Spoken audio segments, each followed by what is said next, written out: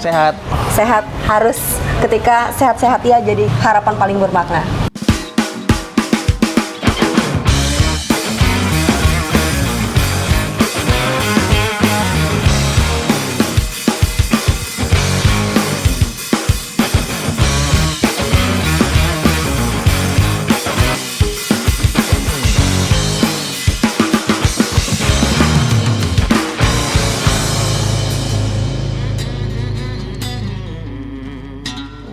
Hai Bang Iqbal, apa Halo, kabar? baik. Linus itu nama pribadi pemberian orang tua atau nama besar orang tua? Nama besar orang tua. Jadi saya kakak beradik itu namanya ada Linus semua.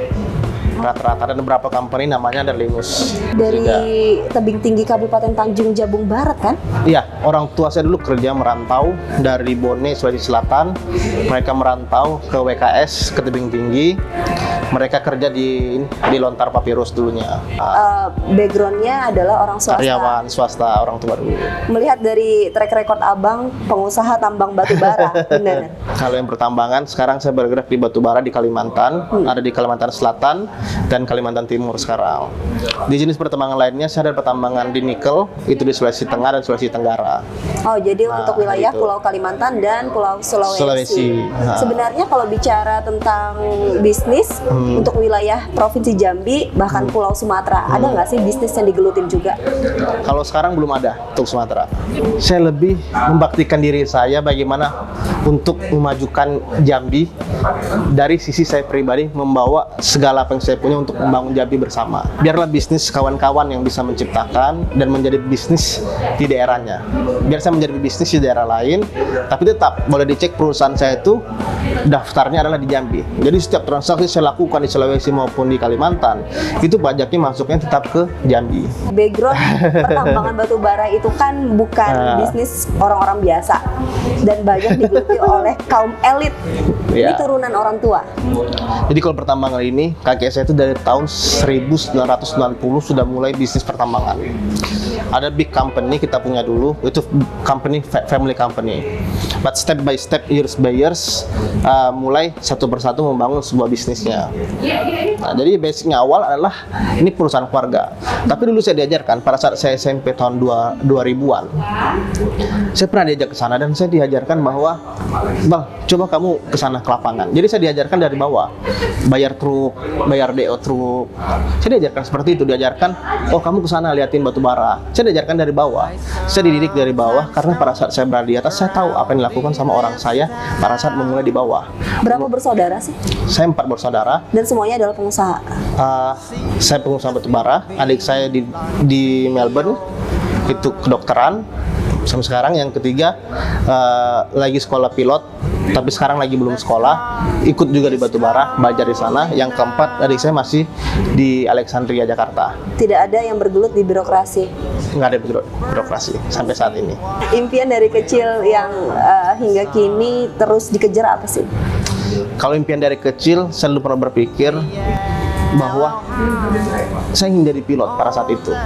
Kenapa saya ingin jadi pilot? Saya ingin terbang dari suatu pulau ke pulau yang lain, dari negara ke negara yang lain. Itu impian besar saya. Tapi semakin tahun ke tahun, saya bilang keinginan saya adalah saya itu di umur 14 tahun sudah merantau sendiri ke Kanada untuk kuliah. Apa yang saya dapat? Saya ingin merubah pola pikir, lalu bagaimana orang berpikir kok berbeda sih? Kenapa kita ini selalu ketinggalan dengan orang-orang yang sekolah maupun yang dari luar negeri? Impian yang harusnya nanti dicapai, ini pilot kayaknya nggak kelihatan deh bakal kesampaian, tapi Ya. adik ya. Tapi kalau saya nggak bisa jadi pilot, paling nggak ke depannya kalau punya rezeki yang lebih, saya bisa membangun sebuah perusahaan pesawat kan? Dan jadi pemilik pesawat nggak perlu jadi pilotnya lagi. Kesulitan hidup yang pernah dihadapi dalam dunia bisnis maupun juga ya kehidupan nyata lah. Dan bisnis itu paling saya dapatin pada saat awal COVID kemarin, 2020-2019. Jadi saya punya namanya stockyard batubara. Jadi pada saat itu harga masih di atas, kami sudah mulai kontrak. Lalu saya terus dengan ada modal saya terus untuk modal untuk kerja semua nih. Terkumpul sekian, lumayan banyak.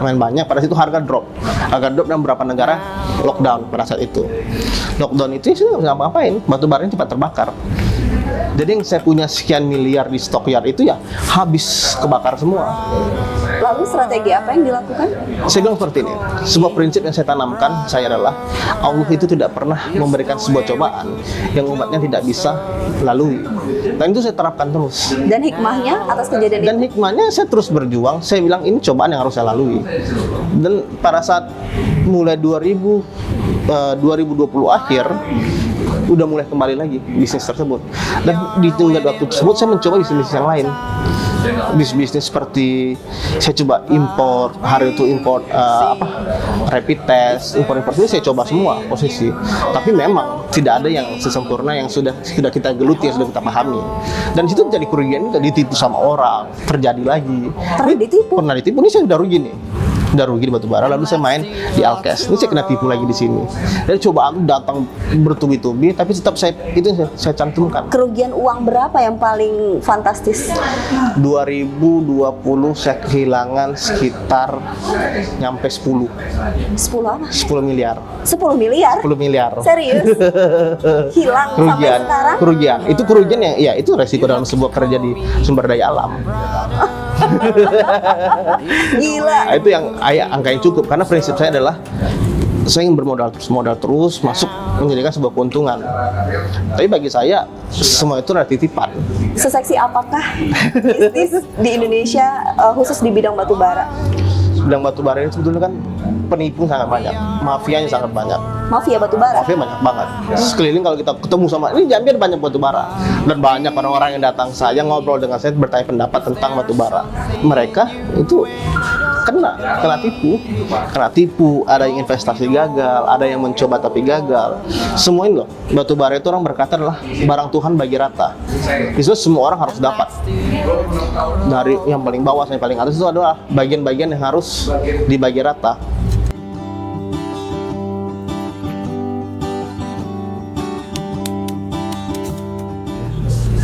Bang, Ya, aktif betul. di organisasi kepemudaan kan?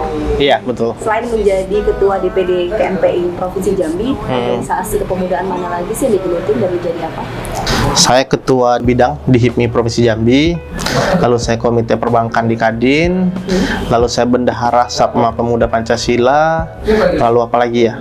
Seingat saya bendahara di Perbasi Basket Jambi, lalu ketua eksklusif, lalu saya anggota di MBC, terus apa lagi ya? Ini banyak.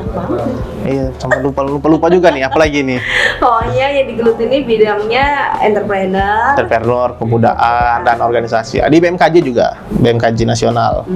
Jadi di berbagai macam inilah kepemudaan yang bagaimana bisa menyalurkan pikiran, membantu teman-teman, adik-adik. Dari sekian banyak organisasi yang diikutin, mana sih yang paling berdinamika? Berdinamika pasti KNPI. Kenapa? Karena KNPI ini adalah kan komite. Komite adalah rangkulan dari beberapa organisasi kepemudaan. AIMI, PMII, Ansor, dan segala jenisnya. Bukan karena di Provinsi Jambi ada 3 kepemimpinan yang mengakui secara sah? Kalau saya berpikir seperti ini, semakin banyak pimpinan semakin bagus, karena bisa berbuat ke daerah dan lain-lainnya. Tetapi ini ada beberapa kepemimpinan, tetapi tidak berjalan. Kalau saya boleh berpendapat dan kalau kawan berpendapat, mungkin hanya kami berjalan dengan memberikan asistensi, bantuan, dan beberapa program yang kami jalankan sampai ke tingkat kabupaten maupun desa. Menjadi pengusaha dan menggeluti berbagai organisasi, main proyek pemerintah enggak sih? Nggak ada sedikit pun.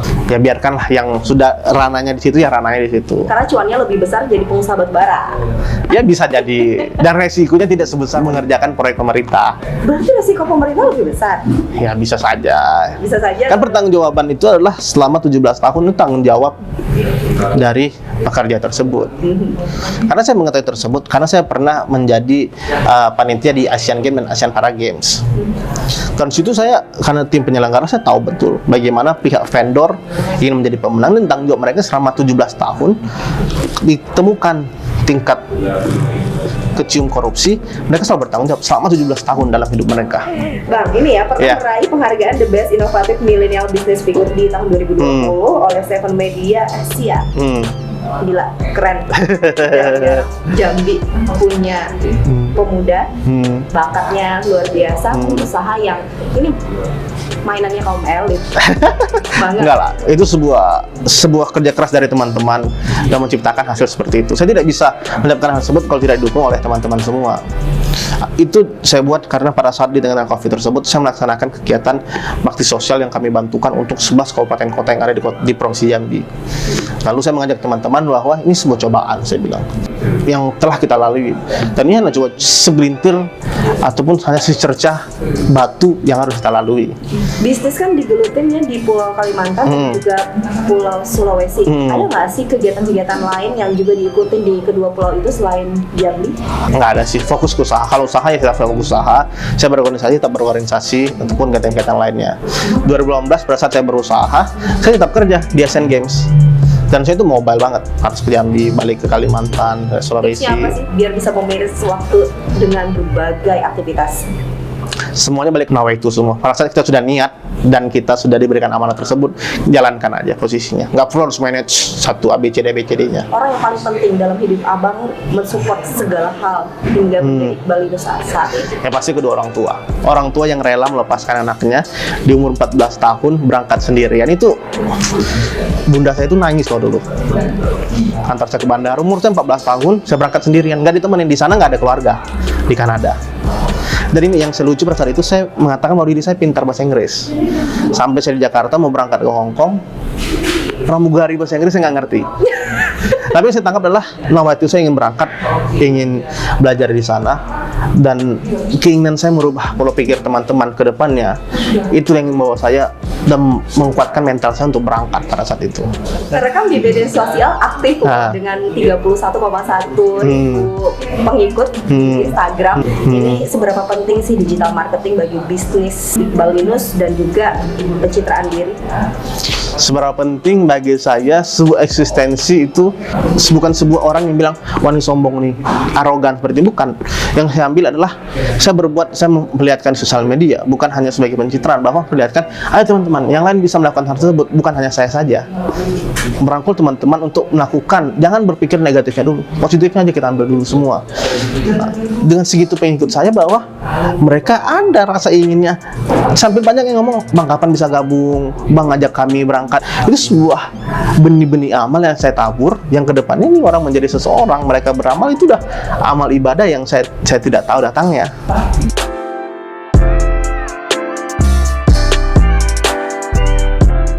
Pebisnis yang juga menggeluti dunia politik dan kini tercatat menjadi politisi PAN, Partai Amanat Nasional.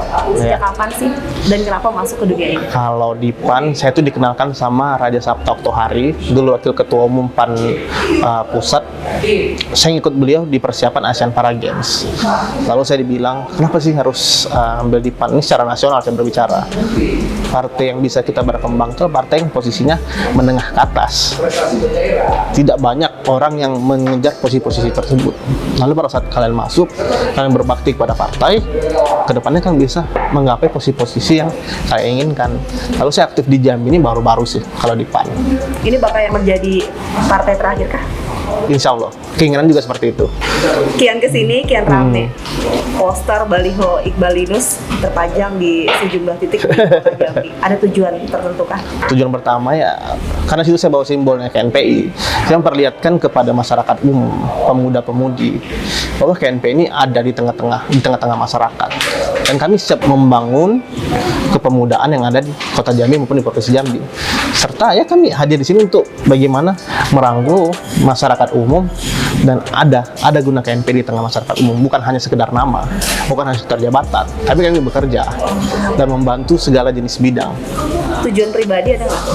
Kalau tujuan pribadi saya berikhtiar, saya sudah yang apa yang saya inginkan di dunia mungkin hampir setengah sudah saya capai.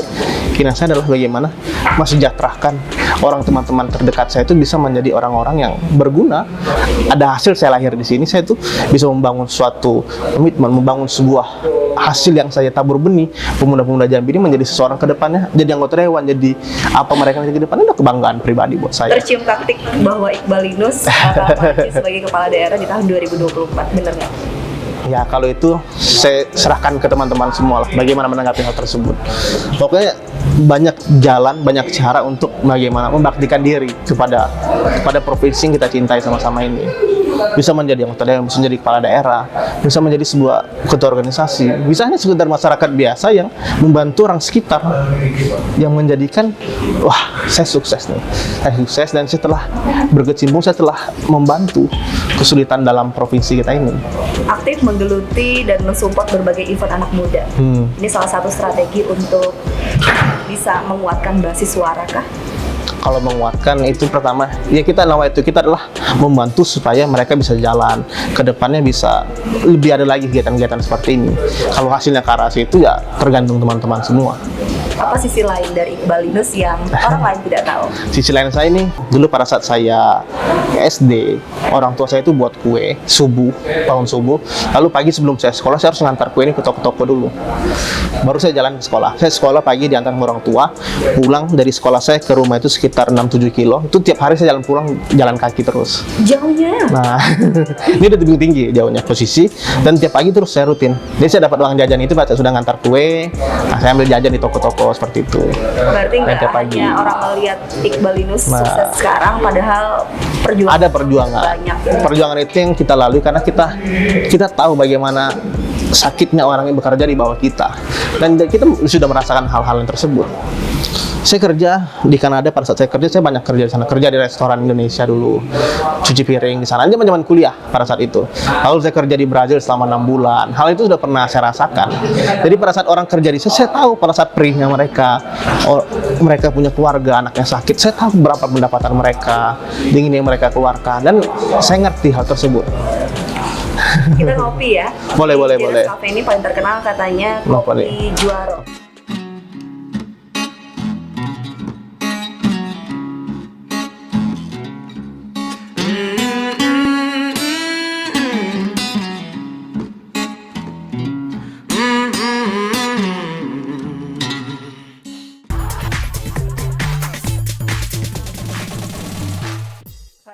Yang pertama, moge atau sport car? Sport car. Udah berapa banyak punya? Dulu di Jambi ada, cuman dibawa ke Jakarta. Malah kalau saya pribadi cuman satu sih punya. Dulu ada moge, cuman pada saat saya main moge, orang sepi. Saya jual. Sekarang udah rame, pengen beli lagi nih. Sesuai tren ya? Sesuai tren. Gunung atau pantai? Instagramnya jalan-jalannya Pantai deh kayaknya. Capek kadang-kadang naik gunung. Bisnis atau politik? Bisnis. Karena orang tidak bisa berpolitik tanpa bisnis. Tapi sekarang menjadi politisi. Karena lagi sudah berbisnis. Jadi tipikalnya sudah. Saya bilang teman-teman bahwa ingin menjadi seorang politisi ini membutuhkan modal yang banyak. Hard to say, but membutuhkan need lot of money. Berarti bukan politisi yang mencari uang pada... Bukan politisi. Karena pada saat kita sudah berada di sisi politisi, kita ini tidak memberikan diri kita untuk melakukan kesejahteraan rakyat. Tidak mencari uang lagi. Tapi saya sendiri. Orang banyak. Tidak lagi kita mencari uang pada saat menjadi politisi. That's the key word kalau ingin menjadi sebuah politisi. Hati-hati kalau di sini mencari uang. Betul. Calon legislatif atau calon kepala daerah? Wah, ini susah nih. Dua-duanya pengen. Tapi step by step dulu. Keinginan saya menjadi calon kepala daerah, siapa sih tidak mau? Ya kan? Tapi saya harus memandang diri siapa saya dan sebagaimana kemampuan saya secara basis dan maupun secara finansial. Jadi sini saya ingin bilang legislatif dulu. Tapi kalau ada rezeki ke depannya, ya saya juga mau. Modal finansial dan modal mental sudah cukup? Ya susah berkata cukup, tapi ya sudah ini, alhamdulillah lah. Kota Jambi atau Kabupaten Tanjung Jabung Barat? Wah, ini berat nih. Dua-duanya Tanjung Barat, saya lahir di sana. Kota Jambi tempat saya sekolah, teman-teman juga di sini. Jadi ya Kota Jambi dulu. Tapi 2024 pasti. 2024 saya pasti turun, tapi belum tahu di mana. Belum tahu di mana. Sukses, sehat. Siap. Sama-sama, terima kasih.